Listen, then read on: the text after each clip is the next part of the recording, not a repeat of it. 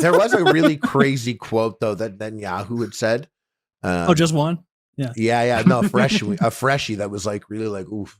It was, we've just begun. We're going to change the Middle East. Ooh, I like that. I knew you would. Oh, do you like the Middle East the way it is now? Are you a big fan of that? I think it needs a little change. I'm not allowed to go to quite a few places. He's going to be the mechanism of change matters. It'll be us doing the change. Of the Middle East. Hope and change. Look, yeah, but Taylor's like, yeah, I'm right. ready to go. Aren't you? You know, if there's one thing I know, it's that bringing in the U.S. military into the Middle East to fix them works great. Are you a pussy? Yeah, and the best part about it, cheap as can be. You don't wreck your economy for decades doing it. Wreck it? It's gonna set a fucking fire under the boiler. Do you know what a real war would do to our economy? Do you know how the inflation? Oh my god, it would be great, Taylor. It would be great. Who do you think's making those bombs? Do you think we don't outsource that? You can't let the rest of the world know what type of soldiers you'd be sending out, though, in this day and age. They can't. It's like Russia. Russia came to war, and everyone's like, wait, I don't know if you guys think you have it like you had it. If, like, the U.S., like, came out, like, Gen Z, Zoomers, Gen Alpha, the iPad kids, oh, my God. It could be really... People would be like, hold on, that whole country is fucking retarded. Wait a minute. You think the iPad kids can't win? That's how they fight now. These guys are better with an Xbox controller than the Ukrainians. I guess it's all drones. It would be all drones. Right? How many boots on the ground? They're gonna wreck out. Didn't they just send like a couple hundred, or not 100, like 20,000 or something more troops to the Middle East? Pish posh. Oh. The Israel? US? A small security force. A small security force. I don't know. But it was like 1 week after Kyle's like, there's not going to be American boots on the ground. Security force. There aren't going to be American boots on the ground in Iran. Don't you dare twist my words, you propagandist, you anti-Zionist. What's the opposite of a pig? Goat? What's the opposite of a pig? How do you get there? How is that the opposite of a pig? You need a really clean flying animal. Pigs are so similar in most ways. Nah, it's a butterfly. Continue.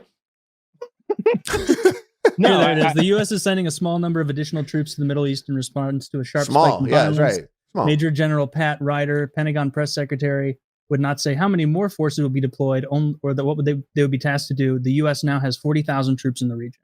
Let's go. So it seems like some boots are on the ground region. I don't know why you're so anti-war. It's no. I saw in the debate there's no boots on the ground. Yeah, there's no boots on the ground, man. Except except for all the boots on the ground. The one thing about war, there's none. Something about war and all where this stuff are those going boots on. though? Aren't where like I think that matters, right? Look, I don't like that there are more Americans required to go. I bet there's not 20,000 Americans in Syria. Like no, in it Syria. might be 2,000, 1,400. Yeah, it's a couple thousand. Woody's right. Yeah. Well, they're fighting ISIS, a mere right? battalion. I think they're there in case. I don't think they're actually shooting their guns. They're fighting ISIS. That's what they've been doing there for a while. The U.S. just has to be everywhere because that's what they do. That's literally the U.S. is all over the world. There's army bases all over the world, and like a place like Israel, they're just like, oh, free army base. We don't even have to put soldiers. If you think about it like resources and like you're playing an RTS, you conquer that like neutral area. Then it's just your boys are there, and it like kind of works on its own. You don't even have to put money into it. You put a lot of money. You put enormous. You don't have to put you don't have to put soldiers into it. You don't have to fill that barracks. It like makes its own. It's different. You know. This Ukrainian there might thing be has some been debuffs. Great. The Ukrainian thing has been great for us. It's been great for all the freedom loving peoples of the world. I saw that Russia's army just surpassed us, and they're now the second largest army because they've called up so many poor people. Yeah. They called up. They're throwing so many people in. It's absurd. They surpassed us? He killed a lot of Russians with this call. China the biggest? Yeah, no, India, right? Probably India. If it, it's just boots on the ground, right? But you got to get them somewhere, and nobody can get people anywhere. Ukraine also showed the world that like, oh, look what happens when your country has guns. When you have guns and someone comes to invade your country, it actually makes a difference that every door that's kicked down potentially has a guy there with a gun who shoots the first person. Now the next guy goes in and does it, but like the next house, they're all like, you knock. No, you knock. It's your turn. You don't want to knock on these doors because everyone has a gun. And in the US, like that's like another thing is like it would never No one's ever, it would never be an invasion like that. They always said that if the US was invaded, I think the saying was that like California would allow them in. Like if the country ever got invaded. The other thing about the guns, like it matters how you invade a country, right? If you invade it and you like liberate it and you make it nice, then maybe not every gun is trying to kill you. But if you go in there and you steal the children and you rape the women, everyone who lives there now is your enemy. Well, you know, but like I look at like Canada. I love Canada. I think Canada is great. You know, man, the history of Canada is recent. It's recent that, you know, they had these fucked up schools that they were making, you know, Aboriginal First Nation kids go to and trying to like make them forget who they are and everything. Civilize like that. Them. Yeah, exactly. This is like fresh. Like I'm looking back on this because, you know, like I'm looking at all the Middle East stuff and it's like I'm Jewish, so it's like, what? How do you start? You're living in Eskimos, bro. I think about that. I'm like, dude, I'm gonna think about like the land that my house is built on and how it got here. That's not that long ago. It's like very recent, like a couple of generations. It's like a couple of exactly like a couple of generations. Okay. You know, like this is like, and the issues with it like are so recent that I'm like, damn, you know, I probably have like a closer connection to that than in the Middle East in terms of concept and perspective and how it literally affects me. You know what I mean? But you know, it's just everywhere we go, humans, like, it's like people are like, oh, I'm not going to do a concert there because this country there, they did this and that over this many years ago. And it's like, okay, don't do a concert anywhere there, pal. Like everywhere is humans. Everything was conquered or lines drawn or sacrifices made or things like, you know what I mean? Everywhere in the world. It's just like, what kind of world do you want in the future? What do you want in the future? And I personally I like mostly compared to everywhere else, places like the USA. I like how it is. I liked how, you know, Canada was growing up. And I'm happy. Like I have a ton of Indian people that live on my street. I'm cool with that. I don't have an issue with that or anything. What's that? Feathers or dots? Dots. Okay. That'll do. And like, you know, like there's like that stuff like doesn't bother me at all. You know, and I'm happy with it. It's just like, do you want to come and be in this country or do you want this country to be where you're coming from? Because I don't want this to be that. You can't make over there over here, bro. Are you really trying to make over here there? You can't make there over here. You came over here because it's nicer than over there. So don't make here there. You know, you're here's here. So leave there at the fucking door and start. Don't be bringing that there in here. Don't you dare be bringing that there in here. Don't you dare be bringing that there in here. We got a nice thing going on here. We don't need that there over here.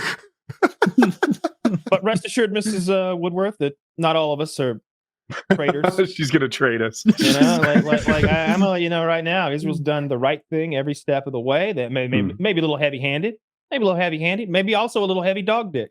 But when you're fighting a war, you know, bad shit happens. All right, that's what she would say. Kyle, you've been different ever since you went on that birthright trip. When I put my hand on that, they gave you some big titty Jewish gal.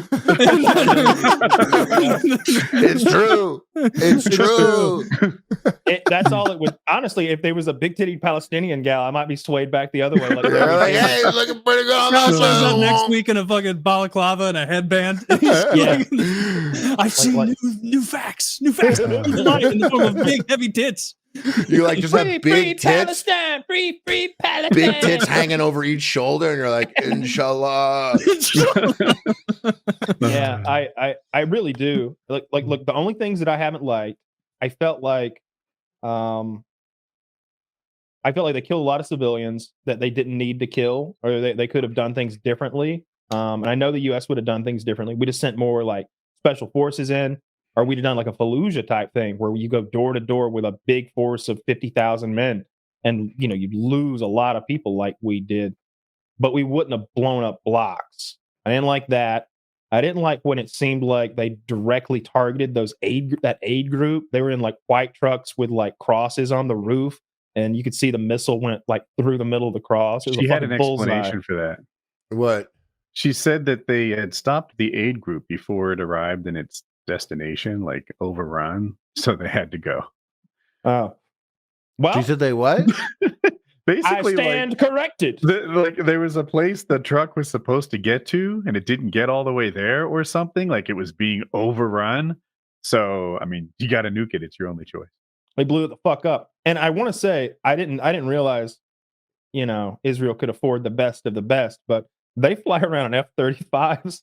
Can Israel afford it, or do we kind of take care of that? Well, a little bit of column A, a little column B. All right, a lot of column B. I mean, they're like $150 million a piece or something like that. I doubt we gave them all to them, but yeah, Taylor, I know we give them too much money. Yeah, I'm just learning that. You give it, but you count it as like the money. You're like, we're marking that down in the ledger. By the way, we're not putting 2 planes. We're putting the cost of the planes. It's like, no, put the planes. Just put three planes. They're like, no, we're gonna put the cost. How much are each of those? If Taylor was operating the spoon at the homeless soup kitchen, it'd be a hungry night. It'd be a hungry night. It'd be all half full bowls of broth. Please, sir, can I have some more? Well, I mean, at least that'd be feeding Americans. Slap Rufus's fucking bowl out of his hands. You know what? I'd be doing? I'd be carving up a delicious roast, and I'd go, "Here's the Israel money, guys," and they'd be going, "We'll follow you to the ends of the earth." And I go, and then I have a homeless band behind me. We conquer as we go, a Spartacus-style slave revolt. Make it suckling pig. That way you can root out any infiltrators. Yes, you know they used to do that. They did that in Spain. I go, hey, before you join the club, eat this bacon cheeseburger. There was a bunch of Jews that were hiding in Spain way back in the day, and like it was in a predominantly Jewish area, and they got run out. So a lot of them just started to pretend they weren't. So people would invite their neighbors over for pork, and like they did it to root them out. And it's so funny because I'm just like, damn, like God wouldn't understand if you ate a little pork.